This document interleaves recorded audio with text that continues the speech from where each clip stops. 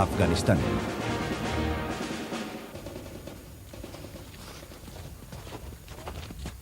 Afganistán.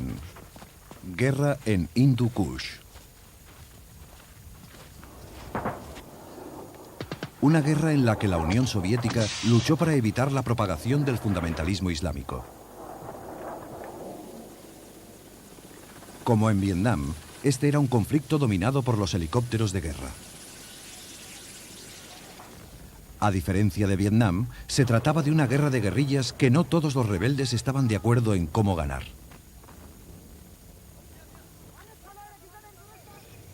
A menudo, las condiciones eran tan duras que ni el entrenamiento ni la preparación servían de ayuda a los soldados soviéticos que debían soportarlas. Afganistán es un país remoto e inaccesible que hace frontera con Irán. La revolución islámica de este último puso en guardia al Kremlin. También es un país agreste y montañoso con pocas carreteras. Esta falta de vías de comunicación obligaba a unir en dos frentes para asegurar la capital de Kabul y las ciudades a lo largo de las carreteras.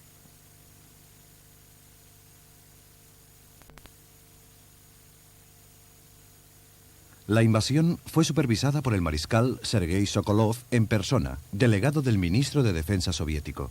Con una larga experiencia como general de artillería durante la guerra, era un hábil comandante, aunque tácticamente conservador. Muy pronto, Sokolov tuvo que enfrentarse a una federación de 24 grandes grupos guerrilleros. 1.800 tanques T-62 fueron transportados desde las llanuras soviéticas del Turquestán hasta la frontera con las montañas de Hindu Kush. Estamos en Año Nuevo de 1980 y el ejército soviético ocupa un país vecino. Este era el contingente limitado de las fuerzas soviéticas en Afganistán, el 40º ejército, entonces formado por 80.000 hombres, pero que llegó a contar con 152.000, un tercio de las fuerzas de los Estados Unidos destacadas en Vietnam. Más de 2.000 carros de combate empezaron a dejarse ver por las pocas carreteras de Afganistán.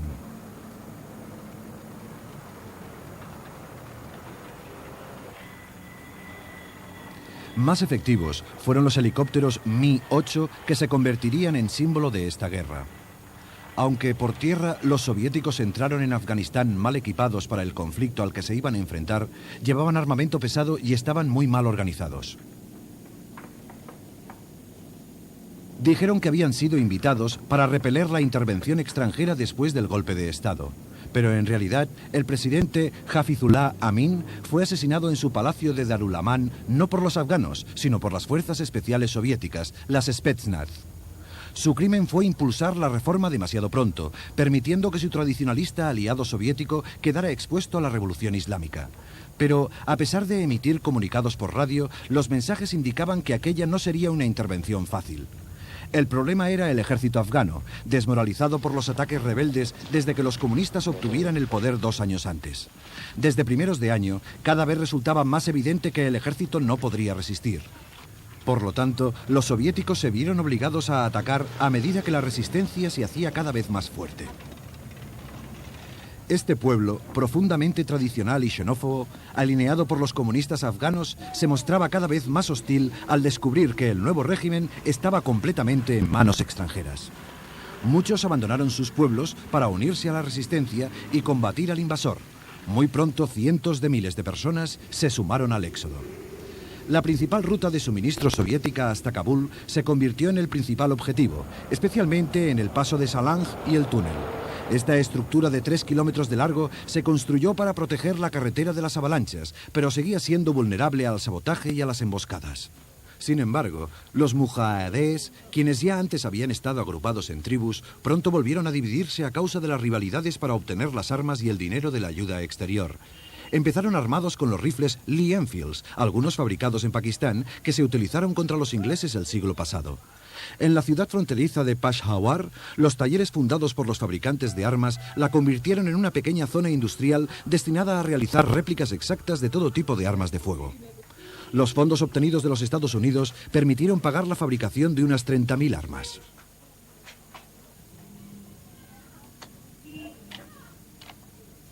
Los vendedores se apresuraban a exhibir sus réplicas de los rifles ingleses almacenados en estanterías de réplicas de los rifles Lee Enfield. Algunas armas eran más ingeniosas, como este rifle camuflado en forma de bastón. Con este método, algunos oficiales del gobierno fueron asesinados en la capital de Afganistán. También ofrecían armas soviéticas requisadas, especialmente armas pesadas, que resultaron decisivas en muchos de los ataques mujahadíes. Pero los más populares eran los Kalashnikov, llamados así por los rebeldes que juraron luchar o morir. We want to fulfill our duties, and if we are killed in the way of God Almighty.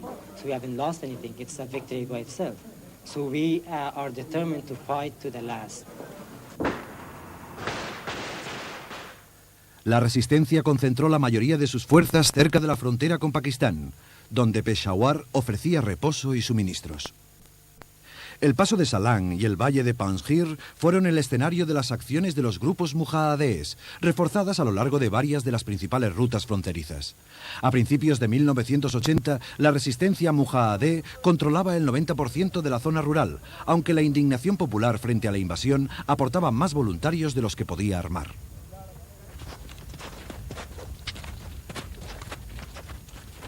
La mayoría permanecía en bases locales y raramente se comunicaban con los otros grupos u operaban fuera de sus propios valles.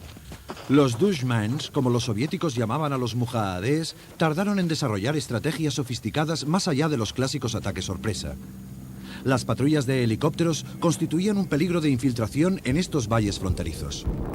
Hábiles en la evasión, los mujahadíes los consideraban una tregua en la dura marcha a través del valle de Kunar. Sin selvas o marismas donde ocultar sus movimientos, estaban orgullosos de su habilidad para ocultarse en las grietas del inhóspito paisaje. Esta habilidad les permitió controlar la zona. Una patrulla armada soviética negocia la carretera del valle. El armamento pesado a menudo constituía la vanguardia de las divisiones de ataque contra los fuertes de los rebeldes en las montañas, hasta que los soviéticos se dieron cuenta de que les faltaban cañones de largo alcance para llegar hasta los mujahadíes, aunque siguieron siendo vulnerables a los misiles rebeldes. La destrucción de los pueblos y las continuas ofensivas soviéticas diezmaron rápidamente a la población de los valles. Aquí, en la zona de Panjshir, más de 50.000 personas abandonaron sus hogares, en un éxodo de 80 kilómetros hacia los altiplanos, a 3.000 metros de altura en las montañas. Sin hogar, muchos se vieron obligados a vivir en las cuevas.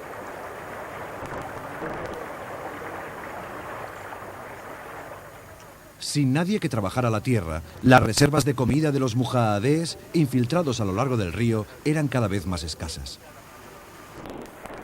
También tuvieron que enfrentarse a una geografía hostil que dividía a los grupos mujahadíes. Las dificultades para movilizar hombres y municiones en semejantes condiciones, la capacidad de muchos grupos rebeldes para llevar a cabo las distintas misiones disminuyó radicalmente.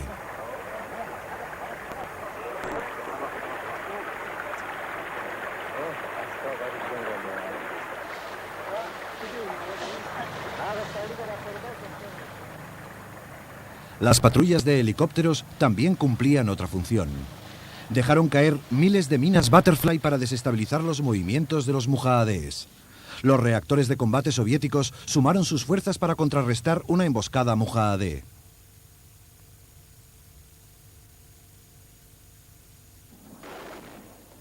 Pero generalmente eran los pueblos quienes lo pagaban, no los rebeldes. En silencio, avanzan hacia otro objetivo. A diferencia del Vietcong, concebido para luchar en una guerra de guerrillas en Vietnam del Sur, la resistencia afgana había surgido de forma espontánea. Pero le faltaba el equivalente unificador de un Vo Nguyen Giap con experiencia práctica en la batalla. Esta falta de un comando central disminuía la eficacia de estrategia y el uso eficiente de los recursos. Los mujahadíes tienden una trampa en Salang, un paso estratégico. La mayoría comprendieron el valor del ataque por sorpresa y lo utilizaban como táctica base.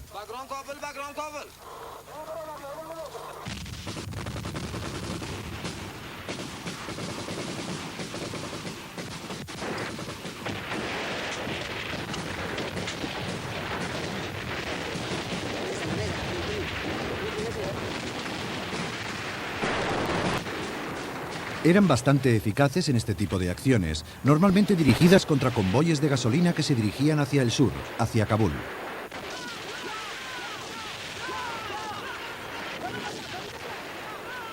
Esta vez, Las tropas afganas cuyo camión ha sido detenido se preparan para rendirse.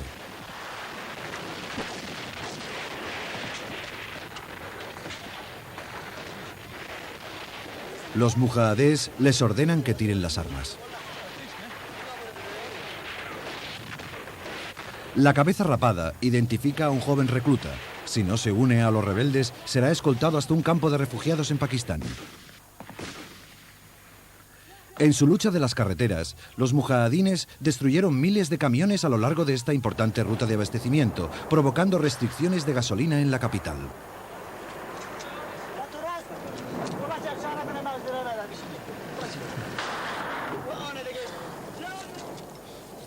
Una ojeada al libro de instrucciones y dos rebeldes se preparan para iniciar un ataque con lanzamisiles. En estos ataques, los misiles se dirigen contra las rocas y se activan mediante mechas pegadas con airstrip. A veces, el resultado de estos arriesgados ataques se limita a alguna incomodidad.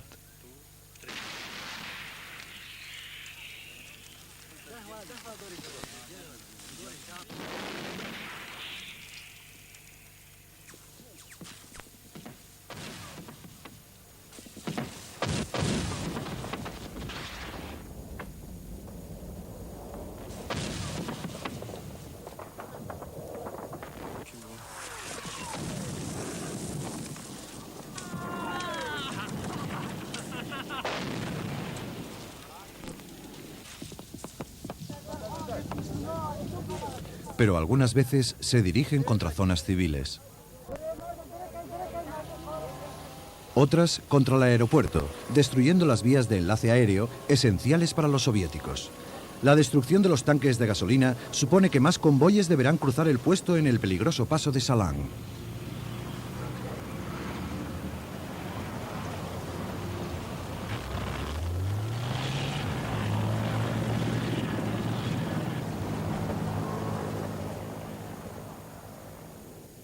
Pero el resultado más espectacular de una de estas incursiones fue el ataque a un depósito de misiles SAM en carga, cerca de Kabul. 40 personas resultaron muertas cuando el largo crescendo de las explosiones devastó la zona. Los soviéticos negaron que fuera a consecuencia de un ataque rebelde, pero poco después incrementaron las medidas de seguridad. Después de 20 minutos, aquella serie de terribles explosiones llegó a su clímax. Aproches a Anaba, una importante base afgano-soviética en el valle de Panjshir. Los planes y las órdenes de las medidas adoptadas contra la insurrección se dictaron desde aquí. La actitud defensiva de los soviéticos ante la difícil situación se consideró motivada por la falta de hombres, de modo que las tropas afganas adquirieron mayor protagonismo mientras los soviéticos empezaban a considerar una retirada gradual. Además, las duras condiciones climáticas minaban la escasa moral de las tropas destinadas a recorrer las montañas.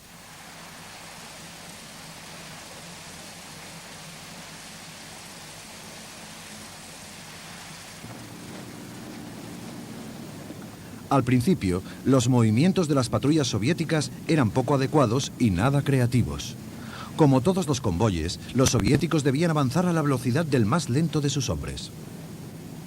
Las pocas fotografías de las columnas soviéticas explorando Panjshir muestran gráficamente las dificultades geográficas a las que se enfrentaron y cuán fácilmente se convertían en un objetivo fácil de emboscar.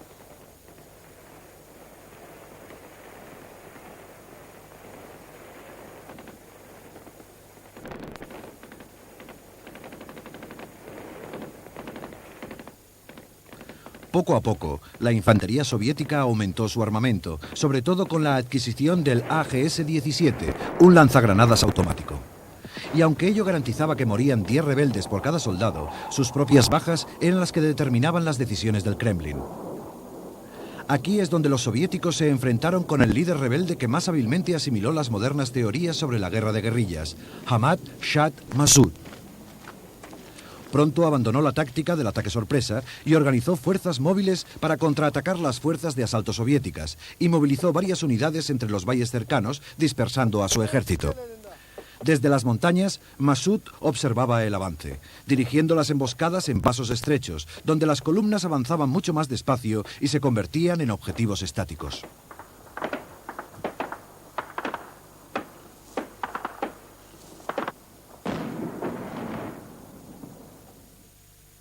Ahmad Shah Massoud pronto demostró ser un líder carismático y popular. Aunque sus conocimientos sobre la guerra de guerrillas eran solo teóricos, demostró ser un hábil estratega capaz de derrotar al ejército soviético en 9 campañas. Abandonó los ataques sorpresa en favor de la toma de puestos gubernamentales estratégicos fuera de su propia área. El primero fue el asalto a Peshgur en 1985. Estos fuertes estaban defendidos por cientos de tropas armadas con bazocas y tanques y estaban protegidos por campos de minas, sacos y alambradas de espinos. En una muestra de madurez, los hombres de Massoud rodearon las defensas antes de atacar. El éxito de Massoud provenía de que era uno de los líderes rebeldes que había organizado un ejército guerrillero con paga perfectamente entrenado. Conocidos por motoraks, constituían las primeras auténticas unidades móviles de la resistencia, lo que permitió a Massoud concentrar sus fuerzas en el asalto y control de guarniciones estratégicas. Además, consiguió difundir un profundo sentimiento de unidad entre sus hombres, como explica su antiguo ayudante. He has become and proved to be a charismatic guerrilla leader of Afghans inside Afghanistan. También sabía valorar objetivamente los errores y aciertos de los soviéticos. When they invaded Afghanistan, they came with very heavy weapons, which were wrong for this mountainous terrain. But later, they began using helicopters and very light weapons.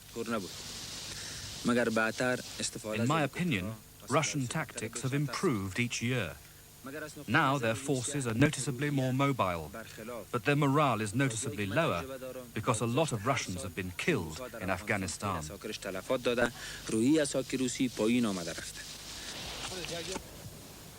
El ataque a Peshgur, en Panjshir, su valle natal, demostró la nueva habilidad de Massoud para tomar un puesto fuertemente vigilado.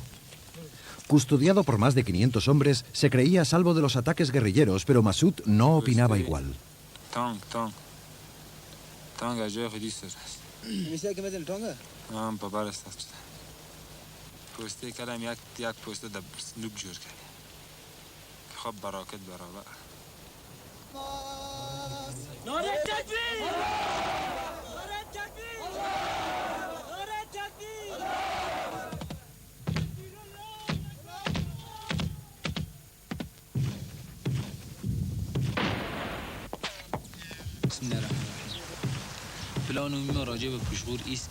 Our main plan for Peshgur is firstly to cut off the aerial and ground supply routes and then capture the 10 outposts surrounding the main base. Finally, we will pour heavy weapons fire onto the main base until it's been captured or destroyed.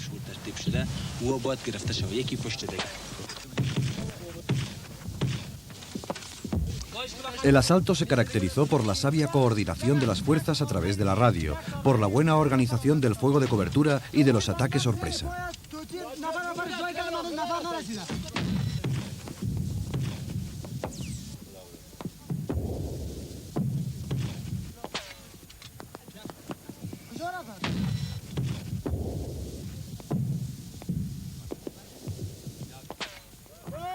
A pesar de haberlo planeado con todo detalle, lucharon toda la noche hasta que el fuerte y los distintos puestos cayeron a manos de los mujahedíes.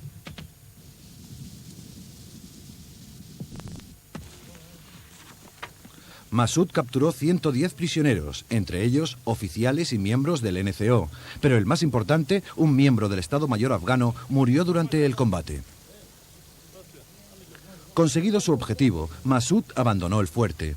Tras ser interrogados, los oficiales fueron llevados a la cárcel mujahidín en las montañas, pero todos murieron durante el contraataque soviético. Se dice que a manos de sus guardias.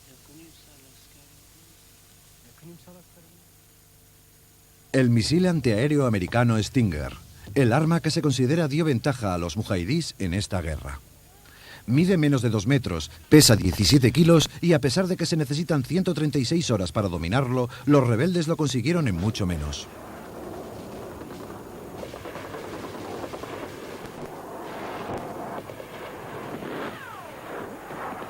Su cabezal explosivo avanza a 700 metros por segundo y utiliza un busca infrarrojo para interceptar al objetivo en un radio de hasta 6 kilómetros. Este explotó sin encontrar al objetivo, pero aunque la CIA, que fue quien se lo proporcionó, aseguraba que tenía un éxito del 70%, algunos, incluido Massoud, consideran esta afirmación exagerada. Pero los reactores soviéticos tuvieron que volar más alto y más rápido, con lo que sus bombardeos resultaron menos efectivos, excepto en las pocas ocasiones en que los rebeldes se reunían para realizar un ataque en masa. Al descubrir que los Stingers no podían dispararse hacia abajo desde la posición de los mujahidís, los helicópteros realizaron vuelos rasantes sobre el valle.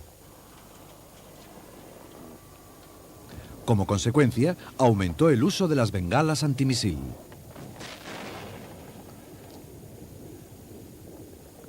Ello significaba que las fuerzas afganas y soviéticas habían perdido el control del aire, dejando a los mujahidés mayor libertad de acción.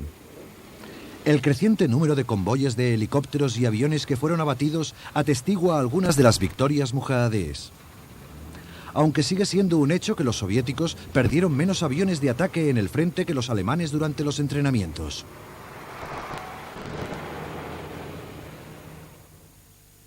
Sur de Kabul. Las fuerzas afganas y soviéticas planean una de las mayores operaciones para acabar con el sitio de la guerrilla en Khost, en la provincia de Paktia, y erradicar sus fuertes en todas partes, incluidas las montañas de Zawar. 2.000 tropas soviéticas respaldaban a un ejército afgano de 10.000 hombres, comandados por el Estado Mayor afgano. Tras el fracaso en un intento previo para acabar con la resistencia en la zona, el gobierno había decidido no dejar nada al azar.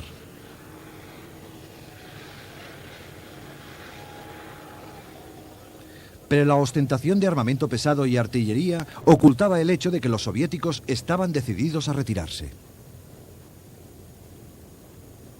El asalto fue respaldado por Mi-1 y Mi-24, considerados los mejores helicópteros de guerra del mundo, tan simbólicos de esta lucha como los Hueys de los Estados Unidos en Vietnam, aunque su coste operativo resultó ser 3 veces mayor.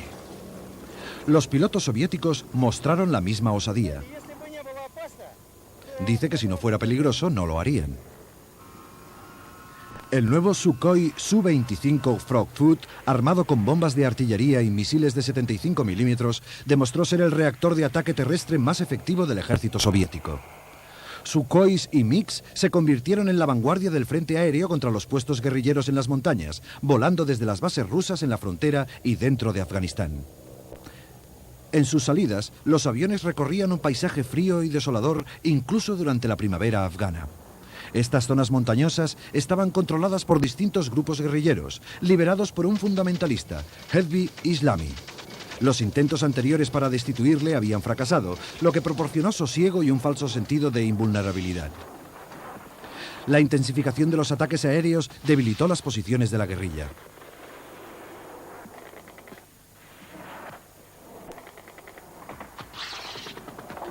La granada a reacción era un arma que prometía grandes resultados en la lucha antiaérea. Un Su-25 consigue esquivar el fuego antiaéreo.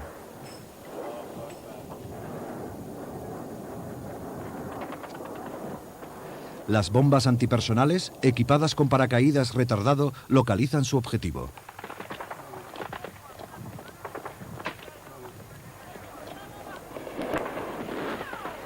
Para desviar los misiles Blowpipe británicos que se utilizaban, lanzaron varias bengalas.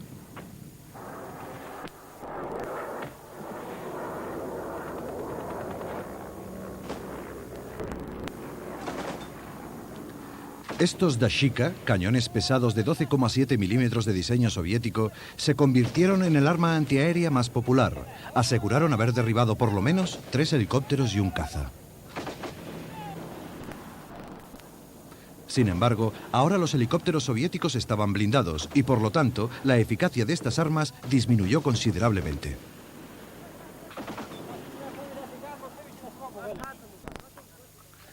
Tras días de uso continuado, el armamento antiaéreo era cada vez más impreciso. Los rebeldes habían disparado tantas veces que los tambores de sus cañones estaban completamente gastados. Los soviéticos aseguraban haber destruido 250 fortificaciones mujahedíes en las 3 semanas de duros enfrentamientos. El incendio de los depósitos de combustible para los aviones fue especialmente efectivo. Pero las reservas mujahedíes seguían llegando hasta sus posiciones a medida que los rebeldes se reagrupaban. Algunos incluso recibieron menús precocinados para las líneas aéreas enviados desde Arabia Saudí. Los mujahedíes cavaron una nueva red de túneles y trincheras, mientras otros sembraban nuevos campos de minas fuera del alcance de los nuevos fuertes. El avance de la guerra les demostró que la derrota era posible, pero su habilidad, como la del Vietcong para reagruparse fuera de las fronteras nacionales, significaba que ni las fuerzas afganas ni las soviéticas obtendrían una victoria fácil. En invierno de 1987, los soviéticos fueron obligados a desplazarse cuando Khost volvió a ser sitiado. 40.000 personas y una guarnición de 800 hombres sufrieron la falta de alimento. Los campos de minas alentían la marcha de la operación magistral, que avanzaba a 1 kilómetro por día. 18.000 hombres estaban en ruta. Ellos constituían una fuerza combinada de tropas paracaidistas, artillería y fusileros motorizados, respaldados por los cañones de los helicópteros. Una vez más, estaban respaldados por una de las fuerzas aéreas más efectivas de la guerra.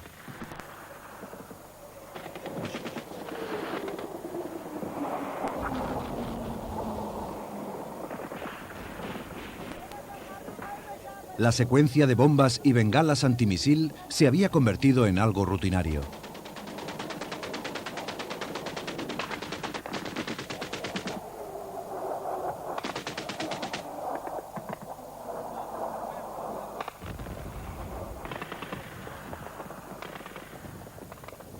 Los combates aéreos continuaron durante una semana.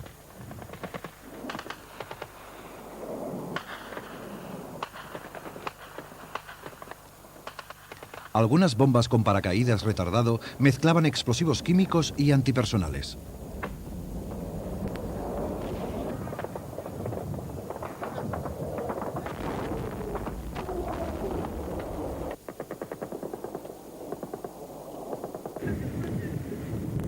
También en tierra, la artillería desplegó gran cantidad de material, entre el que había misiles de largo alcance y proyectiles. Sin embargo, un viaje que en tiempos de paz habría durado 30 horas, duró 32 días, complicado todavía más por las hábiles emboscadas mujahedíes.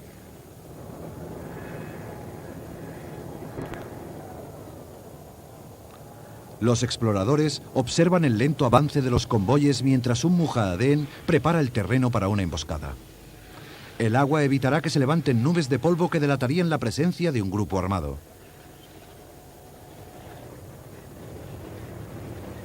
Aunque muy efectivos en sus emboscadas, la falta de comando y coordinación hizo que muchos de estos ataques resultaran menos efectivos de lo previsto.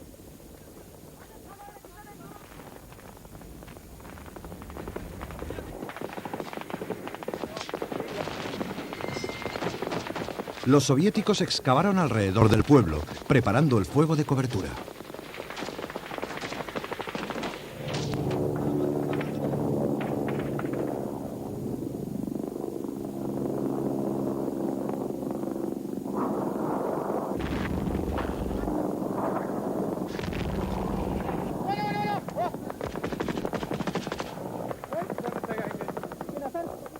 Finalmente, los cañones del Mi-24 aparecen para acabar con las guerrillas.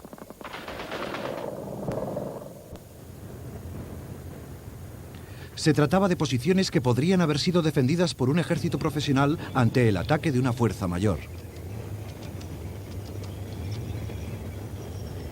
18.000 minas fueron neutralizadas mientras los comandos afganos y soviéticos desballestaban las cuevas mujahedíes, requisando gran cantidad de armas, entre ellas cientos de granadas a reacción.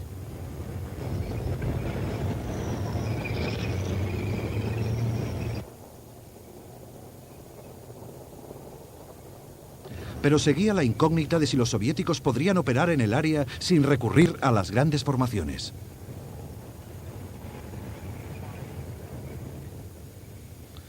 Con la artillería alineada, los hombres excavaron para evitar que los rebeldes reanudaran el sitio una vez retiradas la mayoría de sus fuerzas.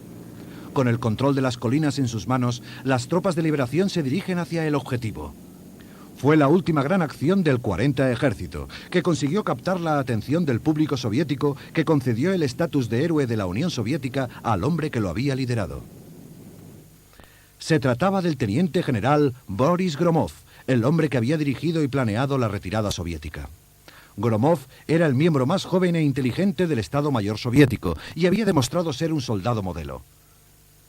También dirigió y planeó la liberación de Kost, demostrando que también era un experto estratega en la guerra de guerrillas.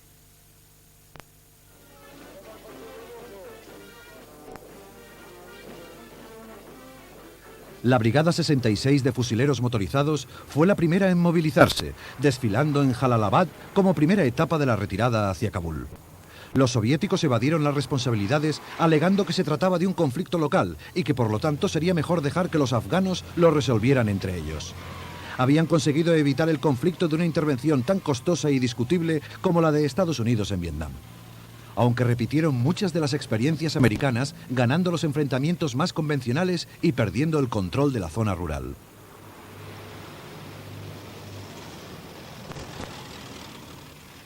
También se vieron impulsados por dos lecciones de batalla. Primero, es imposible vencer a un ejército guerrillero popular aunque se disponga de armas modernas. Y segundo, la pacificación fracasa bajo un gobierno impopular. Otro Ilyushin 276 se prepara para despegar. Estos enormes transportadores se convirtieron en piezas clave del continuo tráfico aéreo para llevar alimentos hasta Kabul y transportar tropas desde la Unión Soviética. En 6 semanas, el general Gromov anunciaba que 20.000 tropas ya habían regresado a casa.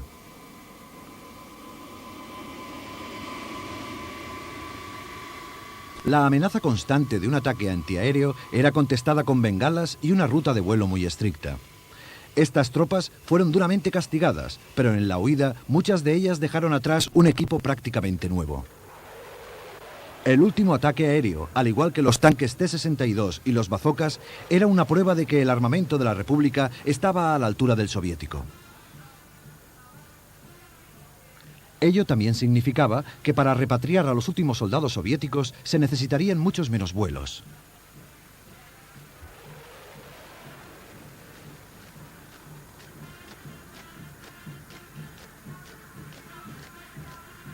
Los soviéticos dejaban atrás un ejército afgano cuyas tropas de élite rezumaban confianza, cuando 9 años antes la moral estaba tan baja que miles de ellos habían desertado. También dejaron atrás el duro trabajo de limpiar los campos de minas. Durante la guerra, los soviéticos habían colocado más de 30 millones de minas. La mayoría se encontraban en campos claramente definidos, ya que, a diferencia de los argentinos cuando abandonaron las Malvinas, los soviéticos habían preparado mapas adecuados. Sin embargo, estaban diseñadas para escapar a los detectores electrónicos y los buscaminas tuvieron que recurrir a los métodos tradicionales. Una vez detectadas, las minas eran detonadas.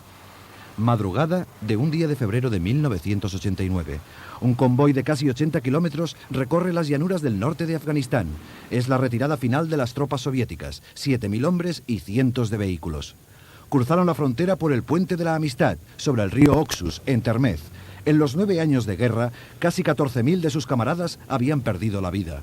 Pero la falta de victoria no les había convertido presas de un régimen que cayera inmediatamente a manos del ejército que le rodeaba. El último en partir fue el teniente general Gromov. Tras ejecutar la retirada soviética con el mínimo de bajas, recibió las mismas muestras de simpatía que el primer hombre que llegó al espacio, Yuri Gagarin. Con el tiempo, Gromov se convertiría en una figura de importancia nacional.